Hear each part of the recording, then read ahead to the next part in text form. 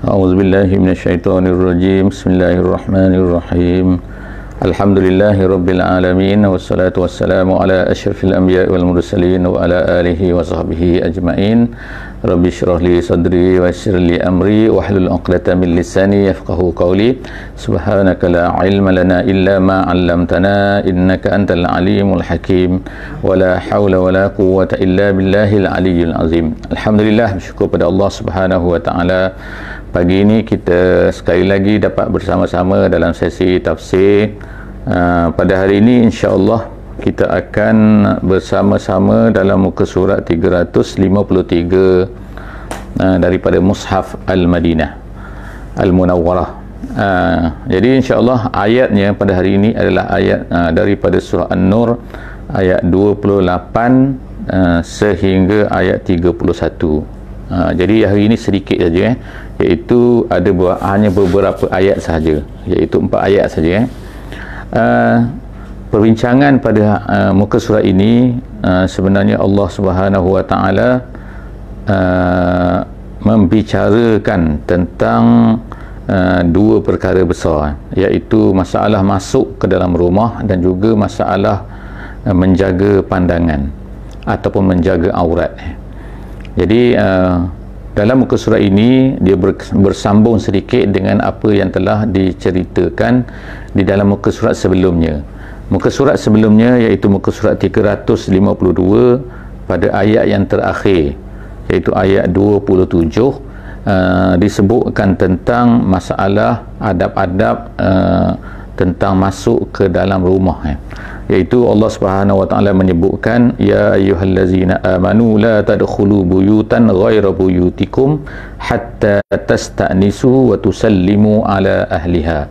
Janganlah kamu masuk, wahai orang yang beriman, jangan kamu masuk ke dalam rumah yang bukan rumah kamu sehingga kamu istiqnas. Jadi yang pertamanya istiqnas, yang keduanya ialah memberi salam. Jadi kita telah jelaskan tentang apakah yang dimaksudkan dengan istiqnas sebelum daripada ini, iaitu dalam perbincangan lepas, dan kemudian juga memberi salam. Jadi memberi salam itu difahamilah, iaitu Assalamualaikum lah. Jadi dalam perbincangan mengenai perkara ini, manakah yang lebih dahulu, sama ada beri salam dulu ke ataupun istiqnas dulu? Dan juga perkara yang kedua ialah perbincangan di kalangan ahli tafsir dan juga ulama-ulama fiqh, apakah hukum istiqnas dan juga hukum memberi salam. Kalau diikutkan di dalam ayat ini, dimulai dengan tasta'nisu, kemudian wa tusallimu. Jadi kedua-duanya tu ialah diselangkan dengan huruf waw.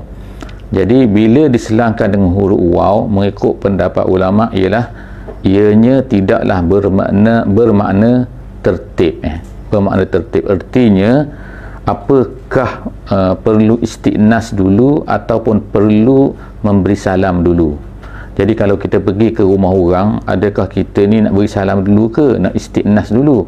Istiqnas tu ialah lebih kurangnya ialah meminta izin untuk masuk secara sepenuh hati daripada tuan rumah tu nak benarkan masuk ataupun tidak. Jadi itu nama dia istiqnas. Jadi adakah kita nak beri salam dulu, Assalamualaikum, kemudian kita minta izin atau minta izin dulu, boleh saya masuk ke? Kemudian dia kata boleh masuk, kemudian barulah Assalamualaikum. Jadi perbincangan ini telah dijelaskan sebenarnya di dalam hadis Nabi SAW.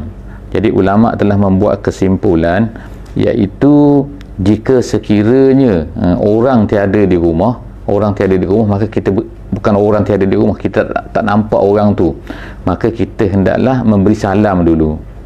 Kemudian selepas daripada tu, apabila tak ada orang, maka kita baliklah.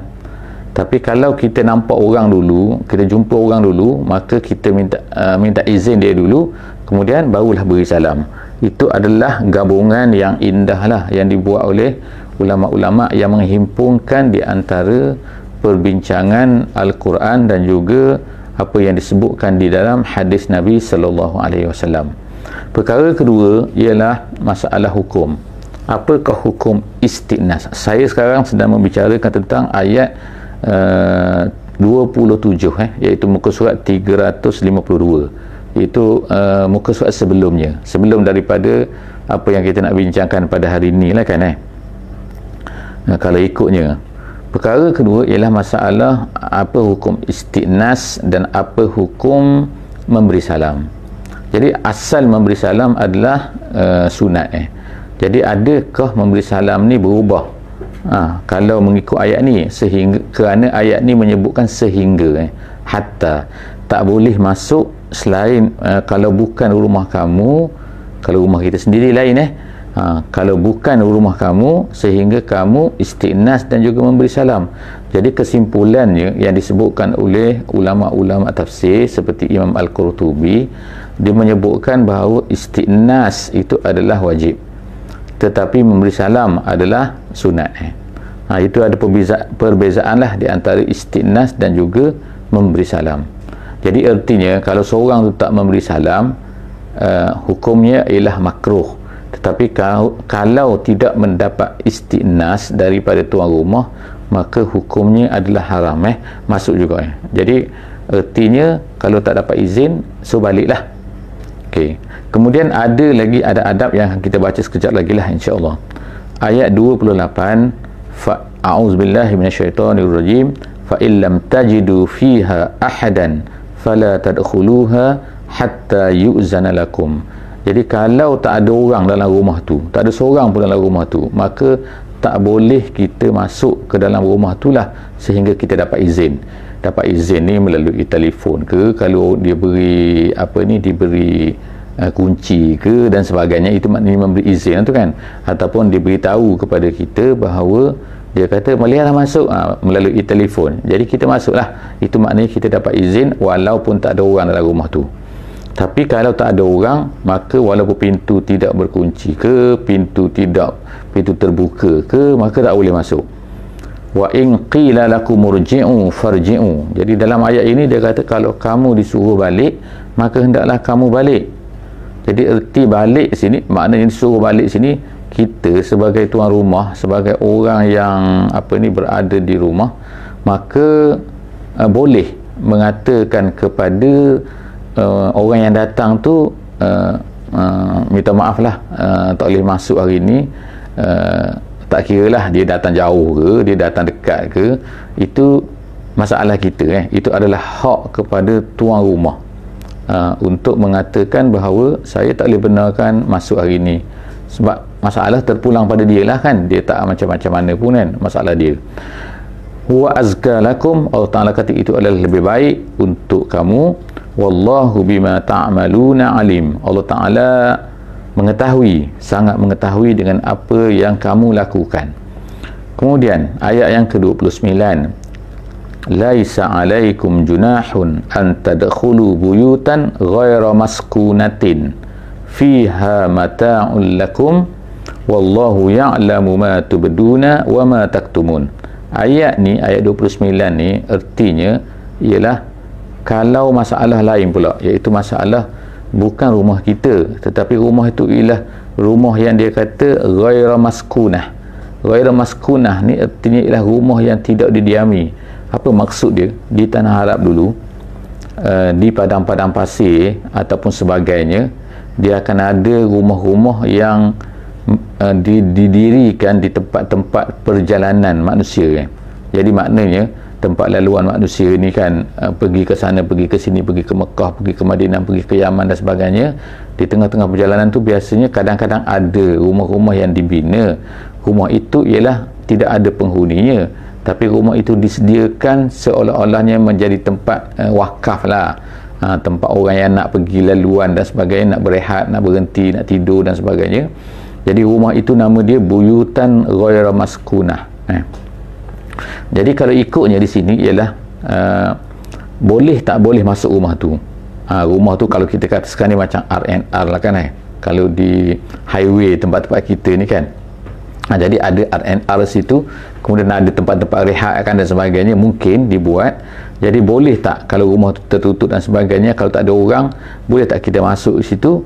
Jadi disebut sini ialah maka laisa alaikum junahun, tak mengapa kamu nak masuk rumah tu tak perlulah minta izin, sebab tuan dia mungkin dah tulis kat situ kan, masuklah kalau tak ada orang duduk kan, kan?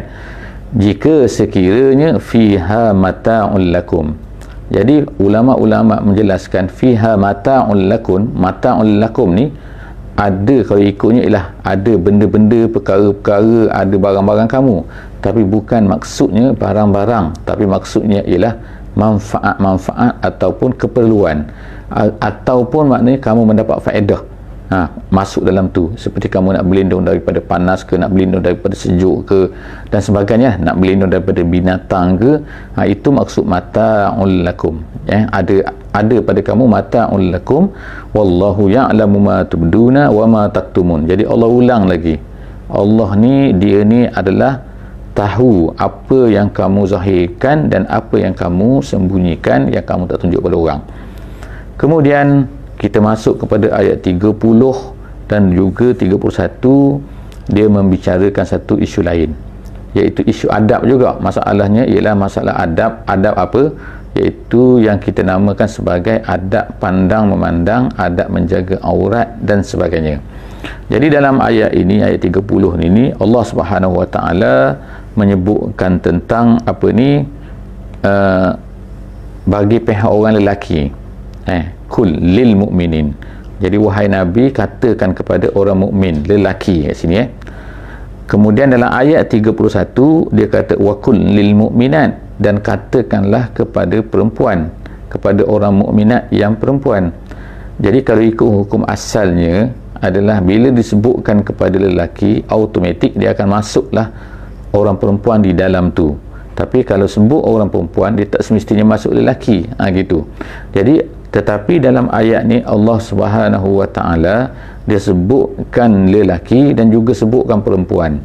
Dia nak sebutkan tertakut-takut apa benda kan, takut tak orang salah faham. Orang salah faham apa? Takut dia terasa ada orang membaca ayat kalau sebut mukminin saja, orang kata hanya orang mukmin lah saja, lelaki sajalah yang kena. Masalah di sini ialah yaghuddu min absarihim, menundukkan pandangan. Orang atau kita panggil ghaddul basar, menundukkan pandangan. Jadi adakah lelaki sahaja? Tak, perempuan juga mesti menundukkan pandangan. Kerana apa? Kerana disebutkan juga dalam ayat 31 wa kul lil mu'minati yaghdudna min absarihim. Jadi minta maaf cikgu tak keluar suara dah. Kul lil mu'minina yaghuddu min absarihim, katakan kepada orang mukmin lelaki hendaklah mereka yaghuddu. Yaghuddu ni ialah ikhfid, asal makna dia itu rendahkan pandangan, bukannya tutup mata. Kalau tutup mata nanti berjalan, nanti langgar tiang lampu kan. Jadi kat sini ialah maksudnya, di sini ialah hendaklah menundukkan pandangan, artinya ialah tundukkan pandangan, bukan artinya ialah tak pandang, gitu tapi makna jaga pandangan. Wa yahfazu furujahum, dan kemudian dia hendaklah menjaga furuj, iaitu kemaluan. Jadi ada dua perkara kat sini yang Allah Ta'ala sebut, yang Allah Ta'ala suruh, iaitu menjaga pandangan, menundukkan pandangan, dan juga menjaga kemaluan. Kenapa tak sebut salah satu? Kenapa tak sebut yang ni awal, menjaga kemaluan dulu kemudian barulah menundukkan pandangan? Sebab kemungkinan ada orang boleh menjaga salah satu tapi tak boleh menjaga dua-dua. Jadi di sini disebutkan kedua-dua tu adalah penting, dan yang pertama mungkin boleh bawa kepada yang kedua. Jadi sebab itulah kedua-duanya kena jaga. Walaupun seorang tu boleh jaga furujahum, tapi dia mestilah juga menjaga ghaddul basar, iaitu memandang benda-benda yang diharamkan. Memandang benda-benda yang diharamkan ni termasuk aurat, termasuk jugalah benda-benda lain kan. Dan banyak lagi lah benda-benda yang termasuk dalam pandangan ni kan. Dan kita semua faham tak payah cerita yang tu. Zalika azka lahum, itu adalah lebih baik, itu adalah lebih suci bagi mereka, bagi orang mukmin tu. Innallaha khabirum bima yasnaun. Allah Ta'ala sebut kat sini dia khabir. Khabir ni ialah artinya ialah Allah Ta'ala sangat tahu apa yang berlaku dan apa yang kamu lakukan, yasnaun, yang mereka lakukan. Jadi erti kat sini, kadang-kadang ada satu benda nama dia khainatul basar. Khainah ni ataupun khainatul a'yun, iaitu mata yang mengkhianati, mata yang khianat. Mata yang khianat ni ialah, iaitu kadang-kadang kita pandang tu dengan hati. Itu satu pendapat lah kan, satu bentuk lah, iaitu kita pandang tu ialah dengan hati. Kadang-kadang pandang saja, tak dengan hati. Sebagai contohnya kan, kita ni jadi doktor kan, jadi doktor ni kadang-kadang terpaksa pandang aurat dan sebagainya.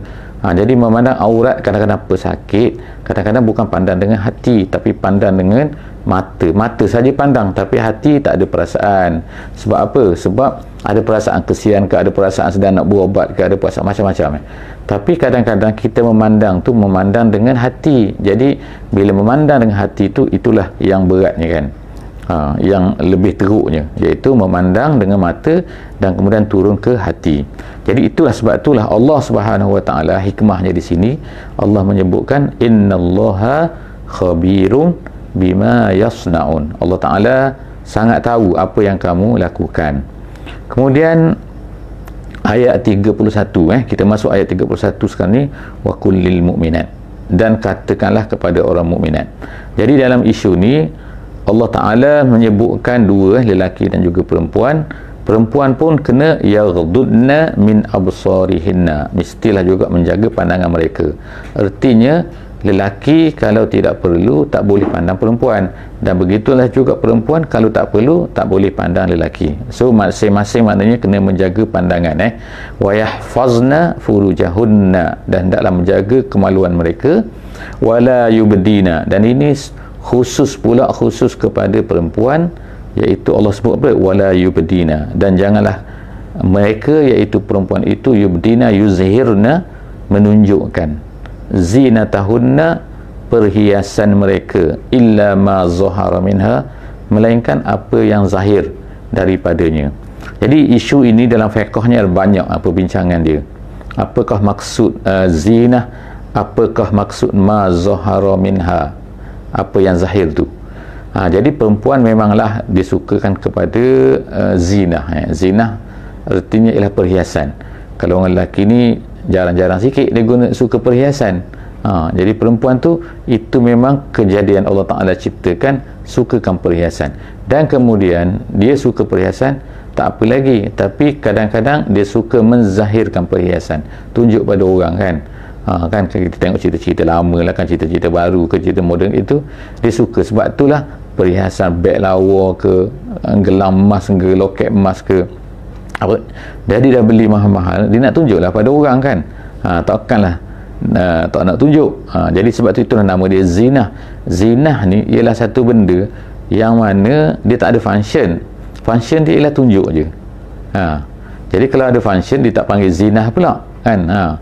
Contohlah kita katakan cermin mata. Saya pakai cermin mata ni kan, cermin mata ni adalah, dia bukan zinah. Cermin mata ni adalah untuk melihat rabun jauh ke, rabun dekat ke. Kemudian ada bingkai kat tepi ni. Bingkai kat tepi ni gunanya untuk apa? Untuk supaya cermin ni tak jatuh. Itu ada function. Tapi kadang-kadang ada orang membuat ni, membeli daripada emas ni. Ni bingkai ni daripada emas. Jadi bila bingkai tu daripada emas, dia dah bukan function dah, dia jadi zinah pula. Jadi situ ada zinah dan function. Jadi hukum kat sini ada hukum perhiasan, hukum dan sebagainya. Itu kita boleh tengoklah kan dalam buku-buku fiqh, perbincangan fiqh, masalah penggunaan emas dan juga perak kan. Itu insya-Allah bukan tempat dia. Sekarang kita nak cerita pasal apa ni kan, iaitu jangan tunjukkan perhiasan perempuan tu melainkan apa yang zahir. Apa yang zahir? Di sini banyak pendapat ulama kan. Ada yang kata al-wajhu wal kaffain, iaitu muka dan dua tapak tangan. Dua tapak tangan tu ialah zahir dan batin lah. Yang batin yang ni, yang depan ni. Kalau yang zahir ni, yang belakang ni. Jadi ulama kata ialah boleh, iaitu apa yang dimaksudkan dengan ma zahara minha ialah tapak tangan ni dan juga muka lah. Tetapi banyaklah juga pendapat-pendapat dalam isu ni. Adakah maknanya perempuan itu wajib menutup mukanya dan sebagainya. Jadi ini perbincangan ulama. Jadi pendapat yang masyhurnya ialah bolehlah dibuka muka dan juga dua tapak tangan, kecuali jika ada fitnah. Kalau ada fitnah ni boleh, maknanya boleh membawa ada perasaan terhadap orang yang memandangnya, mungkin dia tu lawa sangat ke, cantik sangat ke dan sebagainya, tak tahulah kan tapi kalau membawa kepada sesuatu yang tidak elok pandangan orang melihatnya, maka pada ketika itu maka wajiblah dia menutup itu semua kan. Kemudian Allah Ta'ala sebut wal yadribna bi khumurihinna ala juyubihinna, dan hendaklah dia yadribna, iaitu memukul bi khumurihinna. Khumur tu ialah pakaian perempuan tu, ala juyubihinna, tudung dia tu atas, jadi pakaian dia ala juyubihin. Juyub ni apa? Juyub ni ialah poket asalnya. Poket tu apa? Iaitu belahan tempat untuk masuk kepala kat sini kan jadi untuk masuk kepala kat sini kita ada, kalau tak ada tempat masuk kepala ni macam mana nak keluar kepala kan. Jadi itu belahan ini kadang-kadang dia besar sikit, besar daripada leher kan, kalau tak ada kancing ni kan. Jadi bila belahan ini besar sini, maka itu nama dia juyub tempat masuk okey. Jadi Allah Subhanahu Wa Taala sebut kat sini ialah hendaklah dipukulkan. Dipukulkan tu maknanya ditutupkan, dijatuhkan, dilabuhkan. Khumur tu ialah yang khimar tu, dia dipanggil khimar dia khumur tu satu khimar tu dia punya jamak dia, jadi di atas juyub mereka. Jadi artinya kena tutup sebelah depan ni, di atas dada ni, supaya tak nampak ini adalah perintah Allah Ta'ala ni kerana orang-orang Quraisy, perempuan-perempuan Quraisy, perempuan-perempuan jahiliah, mereka ni kadang-kadang pakai tudung juga. Tapi tudung mereka ni biasanya dia akan pakai tudung kepala ni tapi dilemparkan ke belakang.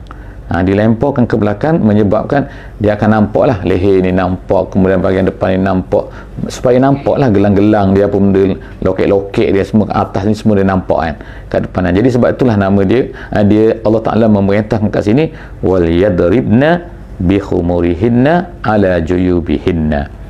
Kemudian lagi Allah Ta'ala sebut wala yubdina zinatahunna, jangan tunjukkan perhiasan illa li bu'ulatihinna, melainkan kepada suami mereka, dan seterusnya lah panjang situ, au abaihinna au abai bu'ulatihinna. Allah Ta'ala sebut semua kat situ, jumlah semuanya ulama-ulama kata adalah kalau ikut dikiraan termasuk yang ada di sini dan juga yang termasuk di dalam dikiaskan ataupun disambung oleh hadis-hadis lagi, termasuk semua sekali jumlahnya adalah sebanyak 12 orang, 12 jenis 12 jenis manusia, 12 jenis lelaki yang dipanggil sebagai mahram. Jadi ini adalah perempuan-perempuan yang tak boleh lelaki yang tak boleh dikahwini oleh perempuan tu. Jadi mereka ini diberi pengecualian lah, iaitu boleh membuka sebahagian daripada anggota tu, bukan boleh semua boleh sebahagian saja. Sebahagian itu iaitu muka, kepala, lengan dan sebagainya lah. Kemudian disebutkan lagi kat sini kan, yang biasa-biasa orang-orang tu disebut kat sini bani akhawatihinna au nisaihinna. Satu perkara yang mungkin kita nak tengok kat sini ialah, yang saya perlu highlightkan ialah au nisaihinna. Disebut sini ialah perempuan-perempuan mereka. Jadi apa maksud perempuan-perempuan mereka? Jadi di sinilah ulama-ulama telah sebutkan maksud perempuan mereka itu perempuan-perempuan Islam. Sebab itulah dibezakan di antara perempuan-perempuan Islam dengan perempuan-perempuan yang bukan Islam dari segi hukum aurat. Perempuan yang bukan Islam ini maka diharuskan untuk menunjukkan menunjukkan zinah tadi itu kurang sikit daripada kepada perempuan-perempuan muslimah.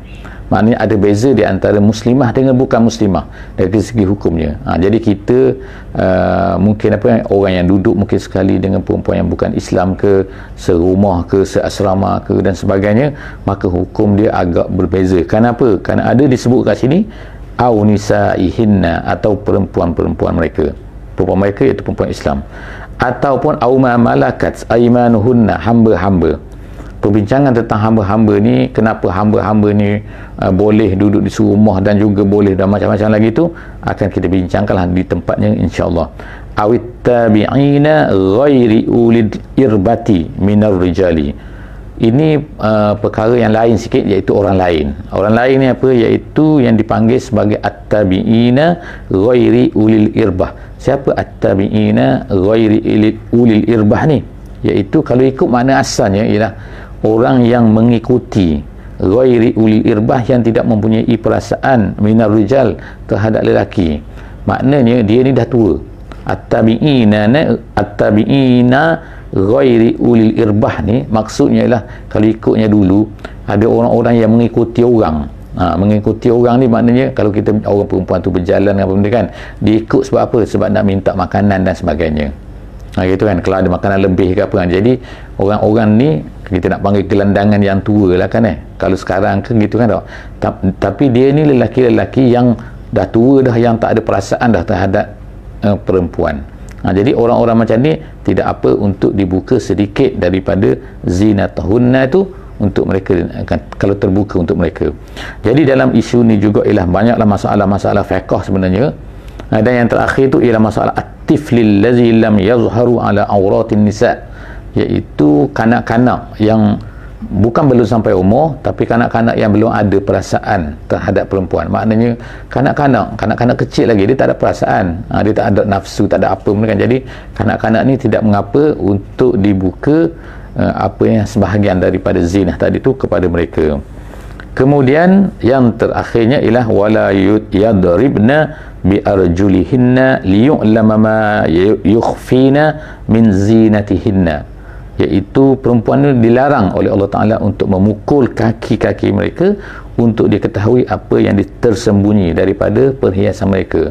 Jadi ini adalah satu bentuk yang berlakulah di zaman jahiliah dulu sebelum daripada kedatangan Nabi SAW, iaitu perempuan ni kalau dia berjalan tu maka dia akan buat satu cara yang menunjukkan ada perhiasan dalam kaki mereka, dalam tak kira kan. Jadi ulama-ulama mengatakan kat sini ialah apa? Iaitu tidak boleh kita ni buat satu cara, satu bentuk dengan lengan-lengguk dan sebagainya yang boleh menyebabkan orang tertarik. Termasuk dalam ni juga ialah disebutkan oleh ulama-ulama seperti disebutkan dalam tafsir Al-Wasit. Dia kata ialah termasuk dalam ni memakai pakaian berwarna-warni, memakai pakaian yang menarik perhatian, cara bentuk lengan-lengguk dan sebagainya, semua itu adalah termasuk dalam perkara ini. Jadi akhirnya Allah Ta'ala kata watubu ilallahi jami'an ayyuhal mu'minuna la'allakum tuflihun, dan bertaubatlah kamu semua kepada Allah wahai orang mukmin, moga-moga. Kan dia sebut kat sini ayyuhal mu'minun kan, orang lelaki saja kalau ikutnya kan, tapi maksud kat sini bila sebut lelaki maka termasuklah perempuan. Maknanya orang perempuan pun kenalah juga bertaubat, bukan lelaki saja. Ayyuhal mu'minun, wahai orang mukmin, la'allakum, moga-moga kamu ini berjaya. Jadi ayat ini, ayat 31 ni dikatakan oleh Imam Al-Qurtubi adalah satu-satunya ayat yang paling banyak sekali disebutkan dhamir untuk perempuan, iaitu sebanyak 25 dhamir. 20 dhamir. Dhamir ni ialah hinna tu itu adalah nama dia dhamir. Jadi dhamir ini terbanyaklah dalam ayat Quran, iaitu sebanyak 25. Setakat itu saja untuk kali ini. Aku qauli hadza wa astaghfirullahal azim li wa lakum. Wassalamualaikum warahmatullahi wabarakatuh. Subhanakallahumma bihamdi nashhadu an la ilaha illa anta nastaghfiruka wa natubu ilaik. Bismillahirrahmanirrahim. Wal 'asri innal insana lafi khusr illa allazina amanu wa 'amilus solihat wa tawasaw bil haqqi wa tawasaw bis sabr.